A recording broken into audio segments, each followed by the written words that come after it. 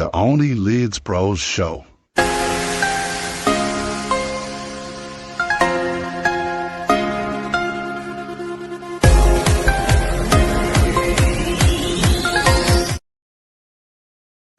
Well, hello everybody. Welcome back to Only Leeds Bros for player ratings. This time versus Coventry City. Leeds United ran out 2-0 winners against Frank Lampard's Coventry City. Has seen us score 9 goals in the last 2 games, Dillo, and no goals conceded. Absolutely remarkable form that Leeds United are in at the moment, and I'm looking forward to this player ratings as well. Dillo, let's dive. Go ahead. As I do always say, sorry, boom, boom, boom, boom. Dillo chuffed with the player ratings as well, especially after the 7-0 win and now this 2-0 win. Yeah, as you said, let's get straight into it. Dive straight into it, Dylan. Elland, for me, probably his best performance of the season. What did you rate? Definitely, 100%. I'm going to go with... Not going to go into a whole lot of detail. People know exactly what way I thought of Melier, but he's really came out of his shell. He's really proved me wrong in this game. Hopefully he can keep up the performance. 2 great saves, great confidence. Hopefully he carries it now going into I don't think you play against Millwall, but you know yourself, into the next 2 games after. Solid 8 for me, lads. They've done really well. Yeah, I agree, Dylan. Again, straight down the barrel, nice, quick and sharp. He deserves his praise, Dylan. He deserves his praise, and like that, we've all been critical of him as Leeds fans. And again, I give a bit of praise to Daniel Farke as well, because he could have taken the easier decision, you know, and not being a man and stand up and stuck to his guns and stood for what he believed in and sticking behind his goalkeeper. And it proved fruits last night. It really did, Dylan, and that was a game-changing save, because that goes 2-1. They score a goal like that after chances we've missed. You can only imagine how deflated you'll be as a person. You know, the penalty against Aronson. So, remarkable save. The one off the crossbar as well. Absolutely brilliant. So, I'm bang straight on the money with you as well. I went for an 8 for Elan Melier as well. Yeah, feels good though, doesn't it? Feels good to feel like he saved us again. You know, he made me feel safe yesterday. And Paul, we were obviously just on with Evie and Paul just before this for the match reaction. Go check it out if you haven't already done so. And we did speak about it as well, that even his distribution was brilliant from corners. He looked confident as well. He was coming out. He was. I don't like him punching it, but he was actually getting a good bit of range on him. Not the ones we're used to seeing where it drops outside the box. When he was coming out and fisting it, it was going. It was going and relieving pressure, and that's what you want. And I felt safe with him yesterday, and it's probably for the first time all season I actually felt like he's okay. You know, I felt secure with him, and I just want him to keep building and building and building, and let's go. No more mistakes. Let's forget what happened to Hull. Let's forget what happened to Sunderland. You saved that bacon there yesterday, 100%. Let's keep going. Let's keep the consistency going. So yeah, absolutely phenomenal, Elan Melier. Moving on to the right back, Jayden Bogle. Dylan, I'm really running out of words. You know how much I'm falling in love with this man, Jayden Bogle. Yeah. He's really became a favourite of mine, 100%, and his attacking prowess has been absolutely outstanding so far this season. We've seen it, his overlapping runs, his link up with Dan James. Like, that partnership is sensational. For me, without a shadow of a doubt, I don't want to hear Alfie Gilchrist. He is without doubt the best right back in the championship for me. He's very in his game as well. Again, it comes down to Daniel Farke not being one dimensional, just doing the overlap anymore, coming inside. I keep saying it, the third person midfield, it's very, very hard to mark because you don't know whether he's coming inside, whether he's going outside. And we've seen him with his goal as well, didn't he? He just went on that run. He gets a bit of luck. For me, he deserves it. Their keeper fumbles it and he taps it into an empty net. I'm just so happy with Jayden Bogle. Everything he's offering going forward, brilliant. So I went for a 9 out of 10 for Jayden Bogle. I thought he was astonishing. Absolutely astonishing. I was putting down for the exact same. Going for a 9. I might throw a 10 now, just considering. But I want to be the same as you. No, he's been immense. Completely immense. Going back to, as I said, when I first seen him was the Sheffield Wednesday game, the first time around when we were away from home back earlier in the season, where I could kind of see that there's a player locked in there. Defensively he wasn't great, but offensively he was quality. Now he's an all-over package, but the only one I can give praise to, which you did say and Paul said and Evie said on the match reaction, it's down to Farke. Farke does this to players. Farke needs his praise, yeah. Yeah, you know. So Bogle 110%. I'm loving every single minute of him. Loving his runs. He done it as well against the game before Cardiff, if I'm not mistaken. He went on a mad run. Yeah, he went on the run against Norwich. And he went on another run. So that's what he brilliant does. Against Sheffield. He's even brilliant. Even some Sheffield Wednesday game. He's been brilliant. Sheffield Wednesday, Norwich. He was, Burnley. Would you say though it's fair to say with Tanaka and Rotwell, you know, they always give you the 7, you know, I think realistically on player ratings, we've always given them in and around that. Kind of, you know, Bogle's starting to come into that.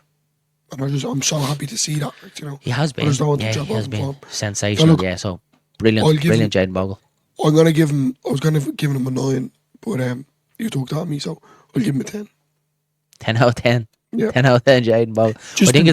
I think his individual performance against Coventry, and this sounds mad because there's player ratings on Coventry, I think his individual performance yesterday probably wasn't a 10 out of 10 performance, but I think it's all the weeks is what he's building bringing. up. His performance have been consistent. He's getting better and better and better, and that's what I'm loving seeing from him. He hasn't, because we've seen him through the season. It's been like this. It's been up and down with him. You know, he's been very not inconsistent, but like he'd be up there. His level will drop a little bit. He's back up again, and it's been like that now. It's just being steady, and it's just completely just taken off. So delighted from. Moving on to Joe Rodon. I think he went under the radar yesterday, Dylan. I thought he was so good, and the reason being that I think he went under the radar was Ellis Sims up front. One of them typical championship players, Dylan. Strong, hard, you know you're in for a tough game with him. Typical championship player, can score goals. We've seen his chance. Great save from Elia again. But I thought Joe Rodon dealt with him phenomenally well. And the reason why I'm going to give him a high rating is that he got such a horrendous bang in the head from Klitschin as well. For me, look, I'm like any other person. I like a bit of, not nastiness in the game, but I like, like a bit of a boy up and at it, it's tense, stuff like that. I love that all in the game. You remember when I played football, Dylan, that was my type of game. That yesterday what Klitschin tried to deal with Joe Rodon as he's coming down, you can see him purposely driving his knee into Rodon's head. Horrendous. Absolutely horrendous. Anything could happen there. And I don't want to be dramatic or over the top of you. It could have been, you're talking about a smashed eye socket, anything there, really, really poor decision making from Liam Klitschin. And yeah, look, if that's Premier League, he's probably gone for a couple of games. But Rodon, the warrior that he is, he gets up, shakes it off, comes back, and then he's still absolutely outstanding.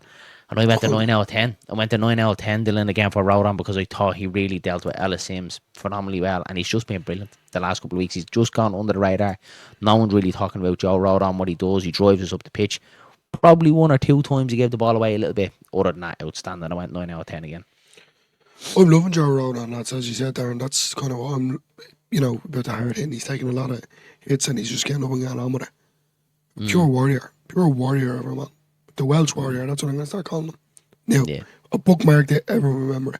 The Welsh warrior. He's so consistent. Yeah, he does be sloppy at times. What I like about him, though, he kind of gets stuff to get everyone together. If, Amadou's not kind of open at times, and people are slacking off, he's the first person to turn around and call it out and see it out, say it how it is. And that's what I like about him. He's a hard-hitting man, and he doesn't take, excuse my language, by any bullshit. And by him, by his facial expressions, by the way that he plays. So, yeah, I'm going to give him an 8 out of 10 on performance. Class, yeah. What I loved about was just last thing wrote on before we move on to Ampadu was we seen that video that circulated after Hull with Elam Melier when he's showing at Melier and he's going mad and everyone's like, oh, they're done, they're finished with him. You watch it back last night after the game when Melier standing there, he's straight over to Elam Melier, hand around him, head into him, bigging him up, saying, brilliant, you saved us there today, and pushing him over towards the Leeds fans, to go the 1, 2, 3 and stuff like that. And that's a sign of a man, that's a sign of a warrior going over, bigging up, putting your arm around the teammate and going, you were fantastic today. So brilliant from Joe Rodon. Real leader in the squad, and for me, doesn't get the recognition that he deserves. He's outstanding, really, really good. Moving on to our captain, Ethan Ampadu, again playing centre half with Pascal Struijk. Is still working his way back to fitness, so Ethan Ampadu did start alongside him. I thought he defended well, really, really well as usual. We know what we get from Ethan Ampadu. He's rock solid. At times, I thought his choice of passing for me, it wasn't always perfect. Where it needed to be, but he always kind of swept up the situation. And we've seen it, Dylan, we spoke about at time with his passing, his variation sometimes, for me, forces it a little bit, and then he has a tendency to give it away, which I do think he needs to pick up with it. But he did play one phenomenal crossfield ball to Dan James's chance. Brilliant ball. And I want to see more of that from Ampadu. I really, really do, because he has it in his locker. Other than that, brilliantly well, fantastic. We'll go an 8 out of 10 for Ampadu. 8 out of 10. Yeah, look, he's the one that I've kind of been, to a certain degree, giving out about, even against Burnley. But as I said, now I'm biting my words, because that point at Burnley it seems good now. At the time, it didn't. I feel like he was slow building up play. But I want to see my captain week in, week out. He should be setting an example to every individual on that pitch. And he does, to a certain degree. But there's times when he does, as you said, a slow build up play or passing does become very sloppy. But yeah, I have to agree, Darren, again. Defensively solid. I think he's always defensively solid. Yeah. And he makes it clear to if there's an argument to have, whether it's to the referee or the linesman, and that's something I noticed that Cardiff as well. And it's on the vlog. If people haven't seen it, go back and watch it. But he's a captain that I like. I don't dislike him. I love him. At times the passing does become a little bit sloppy, sometimes forced, and yet again sometimes slow. But I suppose that's what you're going to get in this championship. But yeah, I'm going to give him a 7 out of 10. Steady, consistent, didn't do anything wrong, didn't do anything majorly over the top. As you said, that crossfield ball, phenomenal. And I would have to agree, see more of it. Yeah, I just want to see him back in midfield. As soon as Strike is back in, I know it's harsh. And it's like, how do you take Gruev? You don't have Yesterday. Brilliant with Gruev. That's the hard thing, isn't it? Tanaka outstanding, Rotwell as well. So, but I do want to see him. I'd rather him more in that defensive midfielder role for me, eating up. Moving on to left back, Dylan Junior Fairbairn. I think he's been a breath of fresh air since he's came back in. I really, really do. We've touched on it before. Sam Boyram, love him. Absolutely love Sam Boyram to bits. I don't know any Leeds fan who doesn't. Mr. Consistent, Mr. Dependable, comes in, does a job for you. We spoke about it all at times. He's not Junior Fairbairn. We can't give you what Junior Fairbairn gives you going forward. And it's not a criticism. He just doesn't have it. Some people can't do things, and that's just one of them things that Boyram doesn't do. But Junior Fairbairn, Dylan, going forward. You still trust him with your life? Oh, you will, 100%. 100%. You trust him with your missus as well, wouldn't you? I don't know about that because he's a good-looking man. I don't know about that. Junior Fairbairn has been so good, Dylan, since he's came back in for Leeds. It just gives us, for me, that little bit more intent going forward on that left hand side. Links up well with Manar Solomon. Thought he was brilliant again yesterday. Outstanding against Cardiff with the 3 assists. But yesterday again, he was really, really good. Was always kind of that little outlet ball as well. Was always, an option. Always come and look for it. Always doing his little overlaps as well. And looked at danger getting forward again. Thought he was brilliant. And I went an 8 out of 10 for Junior Fairbairn.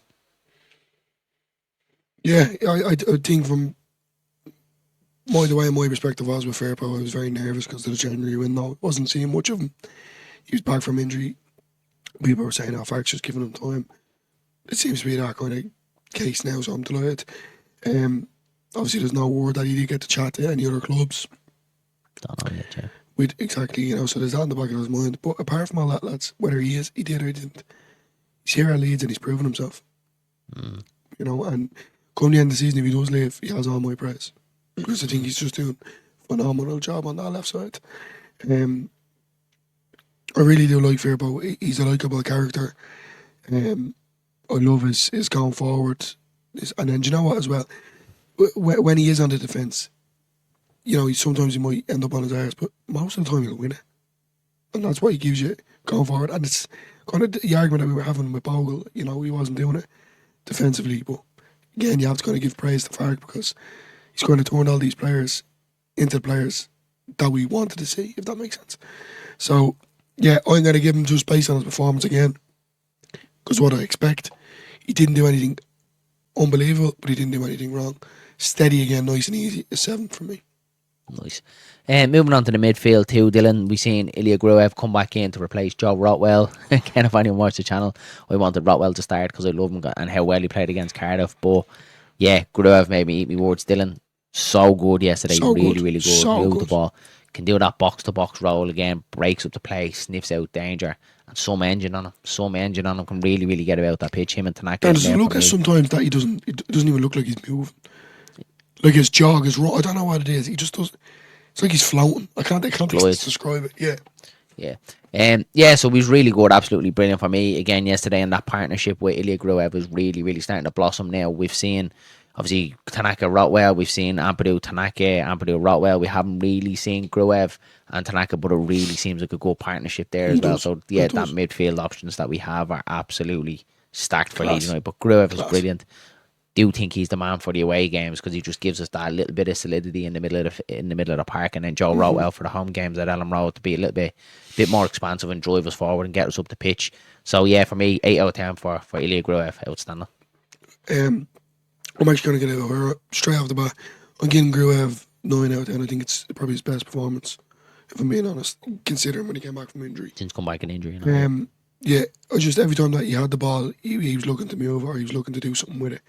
Considering, at times whether it was against Burnley, slowed down, you know, he was trying to recycle it an awful lot. But then, as you said, you know, he was given that box-to-box midfielder vibes. You can do with all lads, if I'm being honest with you. So, yeah, I'm going to go with a 9 out of 10 for Crewe. I'm really pleased with him. But, yeah, I agree. I went away from home. He's the man for it. Home games, Rowell jumps back in there for me. I have to agree. Yeah, 100%. Moving on to the man beside him, that Japanese man, Dylan, out on that game. We seen him live. We seen him live on Saturday, Dylan, and it was just, I think I probably stood in the West Stand with my jaw wide open, catching flies, just watching El Tanaka play football. It's unbelievable. Just makes it look so easy. What a footballer. And again, he was brilliant yesterday, and just his positional sense to me, Dylan, is just unbelievable. To sniff out danger, to sense when it's going to happen. He always seems to be the one in there. And yesterday, I said it, if anyone was watching the watch along yesterday, I said it 4 or 5 times. I was like, Tanaka's everywhere. Every time I seen him, it was 1 minute he was winning the ball over here, then they break down the right hand side and he was back over here again. At times I felt like there was 2 or 3 of them because he was just getting about the pitch so much. His passing was brilliant again, and at times as well I actually liked it. He was actually pushing up as well. He was getting Gruev on, he was pushing on as well. Really, really good. But I went to 9 for Tanaka. I was just, I loved watching him yesterday. Really, really good. Very good against Cardiff as well. But yeah, 9 out of 10 for Tanaka for me. He likes to see, he likes to see, what I can see with Tanaka, he likes to get everyone involved. Have you noticed that? You know, he'll always chop and change direction, and obviously the nearest pass to him he'll use, but, you know, there's times there where you kind of look at him as a defensive player, and he'll, you know, he'll win the ball, as you said, he sniffs out the danger. But then there's times, now, commenting on a shot, it was bloomed over the bar. A shot over the bar, yeah. But at least he had a shot, Dylan. You know, with a player in Glenn Kamara last year that was afraid of his dear life of having a shot. He's not afraid to shoot. Went over the bar, but you don't buy a ticket, you don't win the raffle. Exactly. That's what I was getting at there, and you hit the nail on the head. It's just that kind of reassurance from a midfielder to see and have a shot. And that's what I'm loving about Tanaka. He is the best signing this season for me. It's a bargain, isn't he? Yeah, for the price that we paid as well. And to be quite honest with you, I don't want to see him play anywhere else but here. I love him. I really do love him. I'm giving him an 8 out of 10. Nice.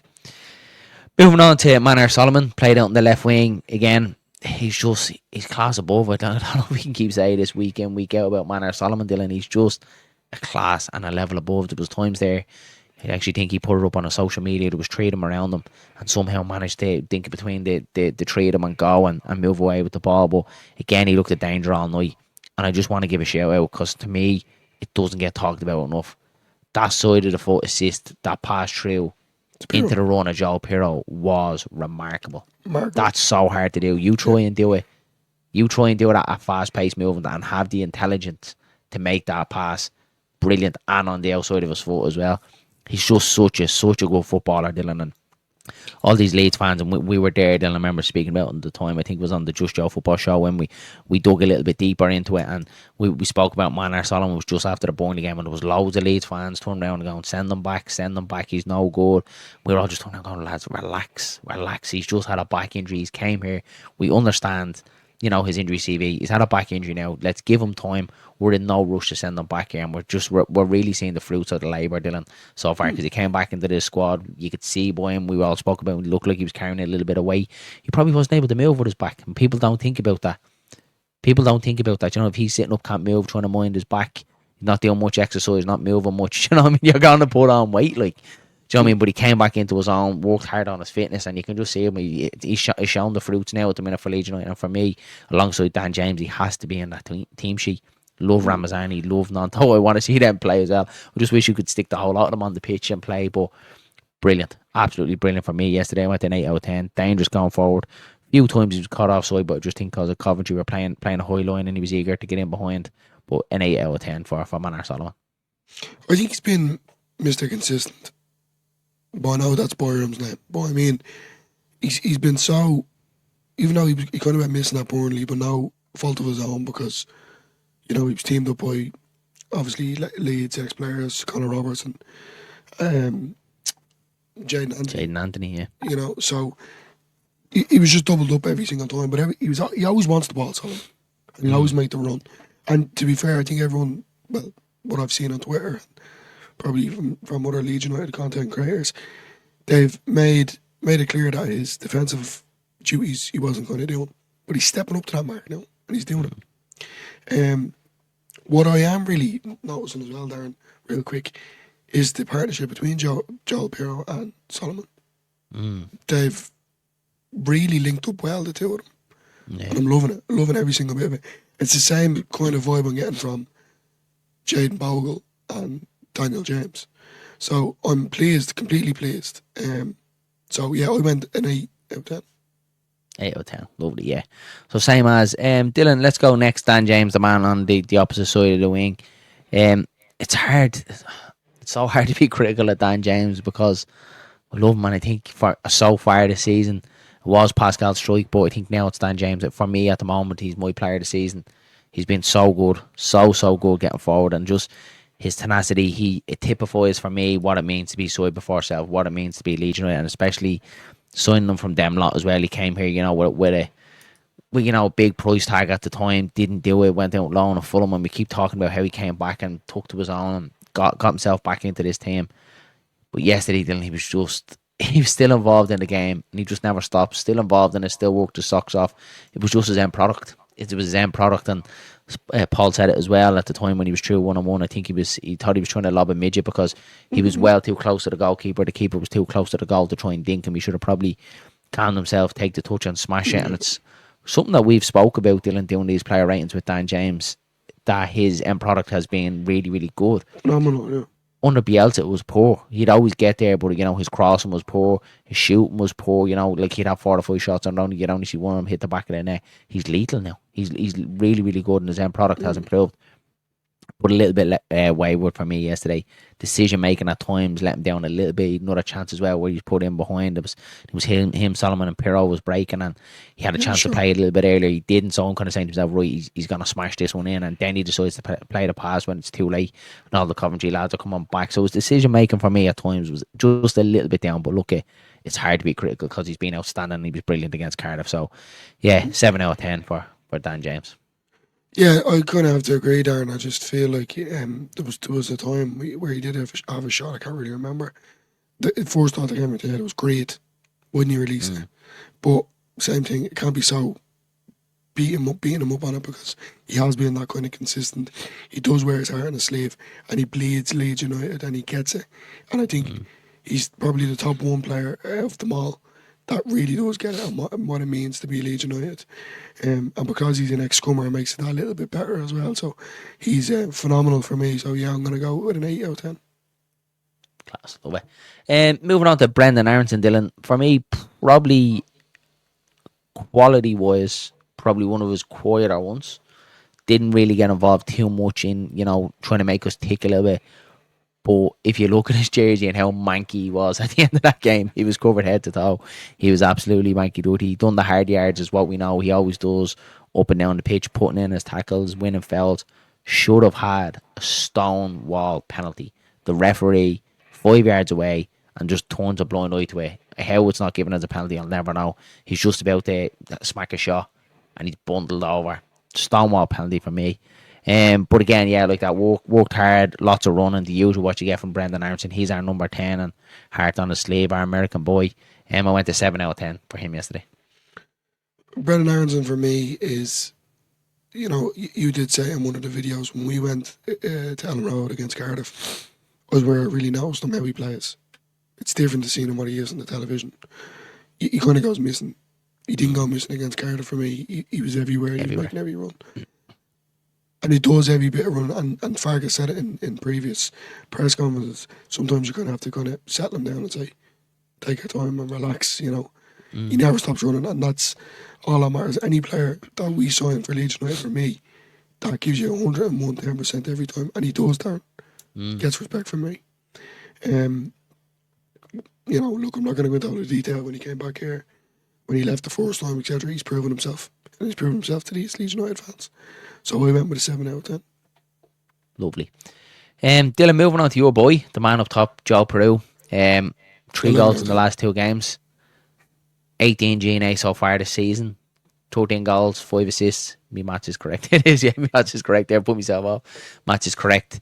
Phenomenal return, Dylan, for Joe Pirro. That's supposedly, not having a good season to have 18 G&A, the most up there with Broho signs as well off Norwich. So yeah, I'm just so impressed with Joe Pirro, and I'm delighted that he started yesterday. Delighted he got his 2 against Cardiff. So happy that he got 2 yesterday, but he probably could have had another 2 as well. He had another opportunity where he's played him behind.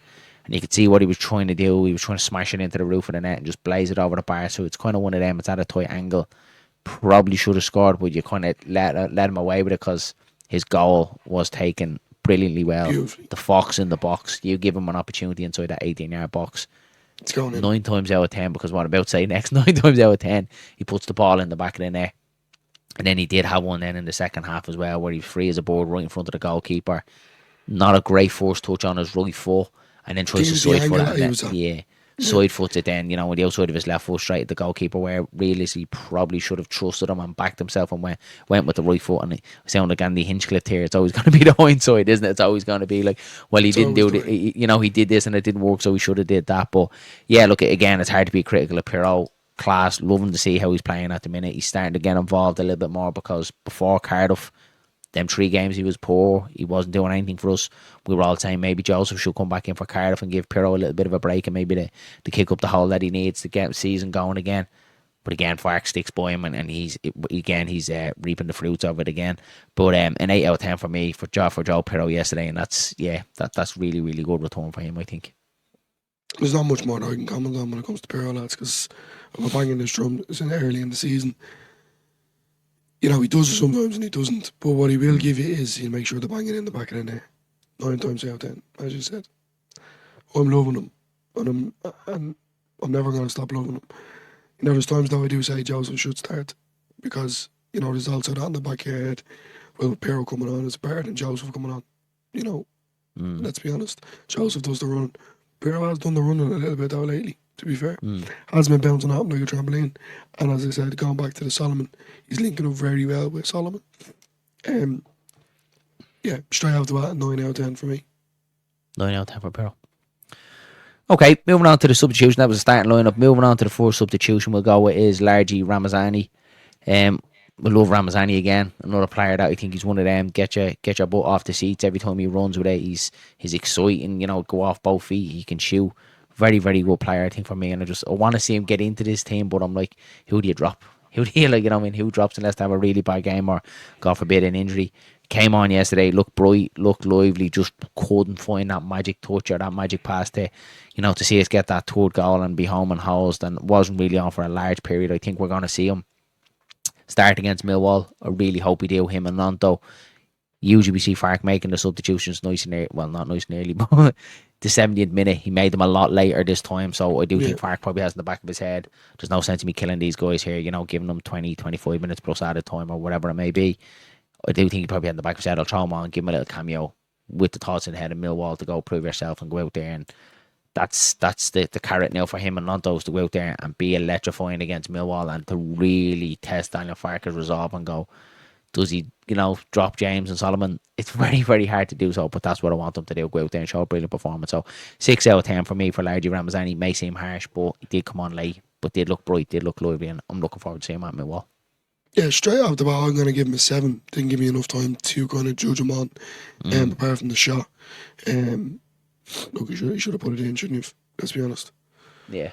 But just 7 out of 10 for me. I think he's been good when he has come on. He looks energetic, he looks lightning, he looks free flowing, but just yet again, it's the final product, as you said. So yeah, I'm going to give him a 7. Nice. Moving on to the next one, Dylan, Willie Nanto, for me, absolutely robbed of a goal. I think we've all seen it as Leeds fans. We've all spoke on it. Yeah, we've all spoke on it. I don't know what happened. I genuinely, from the bottom of my heart, try to have a look back at it today. I don't know what decision the referee's making, what decision the linesman is making. Leeds scored a goal. They look at the linesman. They're all happy enough. The flag is down. They go off celebrating. Next of all, the flag goes up. They're celebrating. They don't see it. Then the ref blows the whistle and then puts his hand up there for offside. And it's like, where in them 25 seconds could you not have made a decision to put your flag up straight away? And I've seen it back. Nanto isn't offside. It should be a goal. It should be 3-0. But the level of officiating for me, Dylan, in the championship is probably as bad as I've seen, and we've seen a lot of championship football in our time supporting Leeds United and League One, but I do think this season it's been probably the worst officiating year that I've been a Leeds fan. I know the Premier League, you talk about VAR and stuff like that. Sometimes it can annoy you, but at least it's there to kind of help them and assist them to make the right decisions. And I do think in situations like that, yesterday we get a penalty at Brendan Aronson, we get that goal yesterday in your home and host, it's 4-0, and then you potentially have a sending off in Klitschin as well, who tries to absolutely smash Joe Road on skull. So a lot of them go for you. Yeah, VAR can go against you, but in situations like that yesterday, it makes the right decisions, and that's all you want. And I know we don't have it, and it's the human error of being a referee, but at times, it baffles you. It absolutely baffles you. Yeah, so it should have been 3-0. But again, on to Willie Gnonto again, like Largy Ramazani, looked lively. Again, looking forward to seeing him at Millwall because he got his goal at Cardiff, and he really, really does have a point to prove. I want him to ignite. I want him to hit all them cylinders coming into the season, because towards the end of the season, because he'd be a real kill for Leeds United. So yeah, 6 out of 10 as well for me for Willie Gnonto. Probably would have been a 7 or 8 if the goal did stand, but no fault of his own. I'm going off as a 7, same thing as Ramazan. He didn't give me enough time to judge. Did get robbed of a goal. The two boys are young prospects at the end of the day, and they're eager to get into this team. Going back to Cardiff, when he scored that goal, the whole team became united. Gilavogi again straight onto the pitch to kind of give him the backing that he deserves. So Gnonto for me, I'm loving that I know that he wants to be here now. Yeah. We made 7 out of 10. Sorry. So we made 3 other substitutions. So Matteo Joseph, Pascal Struijk, and Josh Gilavogi all came on Dylan very, very late. I think it would be probably silly of us to try and rate them, because it would just sound harsh if we do say 4s or 5s, because they didn't have enough time. But we will speak on Pascal Struijk a little bit. He is starting to come back, Dylan. We've seen him come on, a little cameo against Cardiff, came on again yesterday, so it looks like Farke is starting to build his fitness. Probably, depending on how fit he actually is, probably does start against Millwall, which again is great for his recovery. So touch wood and fingers crossed Pascal Struijk does get back into the form and there's no more injuries, because we've seen in his time at Leeds that he does have that little track record of injuries. If that was it, just a 3 week one with the hamstring issue, and that's all it's going to be. Brilliant, happy days, perfectly fine. But touch wood, and let's hope Pascal Struijk is all right. So we won't rate them boys, because I think it's very unfair to do that. Last one we will rate, Dylan, and it's a new one that we're going to be doing on player ratings, is the referees, because I do think it's a good one. The referee's name was Dean Whitestone. We've touched on it. Penalty 110%. The goal as well. I'm just going to go straight into it, Dylan. I thought he was just bad, really, really bad again. So not the worst refereeing performance, but a really, really bad performance. So I went to 2 out of 10 for Dean Whitestone, the referee. I thought I was being bad. Look, it's that decision. I just think when you put it together, Dylan, the one with Road on, do you know what I mean? Yeah, his linesman should be there to help him out. But the one with Road on, the penalty, the goal, do you know what I mean? He got a couple of the fouls as well. For me, were soft as well. So just bad refereeing. It seems to be that they're afraid to make these decisions. But like that, as you said, Road on could have seriously got hurt there. At the end of the day, if that goal, Fernando, if that was one for us to win the championship, and he called it off, if it's controversial like that. Thank God it's not that toy, Dylan, where a goal difference, you know what I mean? I know, we think that we've won it, and then we look to the side and the flags up, we're like, what are you doing? Because I even said it, Dylan, I said it in the watch along when we scored, I was like, that's 10 goals scored in the last 2 games and no goals scored for Leeds United. Like, it was done, I was waiting for him to go back to halfway line, and then I was like, what's going on here? Like, it was just mad 25 seconds that somehow the officials decided to go, we're not giving you this goal. Mental. Madness, pure madness. Can't make a decision there and then at the end of the day, and that's what annoys me, whether the fans got on the linesman's back or someone was in his ear. I don't know. It's an absolute disgrace if you ask me. I thought I was being harsh, but I was giving him a 4, if I'm being honest. So it was probably being a bit harsh, but I'll give him a 4. Nice. Dillo, that's it for player ratings against Coventry City. Enjoyed that one. Very, very high ratings. Probably the highest marks we've gave this season. Really enjoy doing these player ratings, because it kind of gives you the opportunity. We all kind of do our our match reviews, our match reactions, and it's hard to kind of delve into players. So I love solely just not kind of speaking about the game as a whole, but just actually talking about the individual performance. It's great to kind of see, and I should have done it when we started. I should have got an Excel sheet. I might actually do that and go across all the weeks and start talking up all the players Scores. That's exactly what I do. I'm just at that coming on an idea live on air, totting up all the scores, and then at the end of the season, then we'll announce the only Leeds Bros player of the season. That's exactly what we'll do. That's exactly what we'll do. Yeah. So lads, really enjoyed that one. Dillo, anything to say before we wrap it up, pal? And you know what? Just on that note, we could get little faces of the players, and at the end of the year, we can put the face on it. Put a little trophy. Little trophy. The OLB player of the season. Class. Absolutely love it. Lads, again, don't forget to slap a like on the video. Hit subscribe to the channel if you haven't already done so. Busy week this week for Leeds United. We are going to be back tomorrow night for the match build-up ahead of Millwall at 12:30 kickoff on Saturday in the FA Cup. So we'll break down that for you as much as we possibly can. Bit of a change going forward for Only Leeds Bros. We will be doing our match build-ups now as a pre-record. So be short, sharp, informative, in and out. We'll give you Daniel Farke's main topics from the press conference. We'll speak about Millwall. We'll speak about Leeds United. Yeah, so in and out. So yeah, nice pre-recorded video, nice and informative, and then we will be back then on Saturday then for the match watch along as well at 12:30. Again, guys, thank you as always for all your support and supporting the channel, your comments across social media. It's absolutely unbelievable. We try to get back to as many as we possibly can. So yeah, we love you. If we don't get back to you, don't take it in a bad way. We do try our very best, and also we have a full-time job on top of this as well, Dillo, don't we as well? So, but loving it, Dillo. And I'll say before we wrap it up, I love you as well, and Leeds. Absolutely class. Yeah, lads, that's it from Only Leeds Bros. We chat you all again soon. Mind yourselves and mind each other. Marching on together.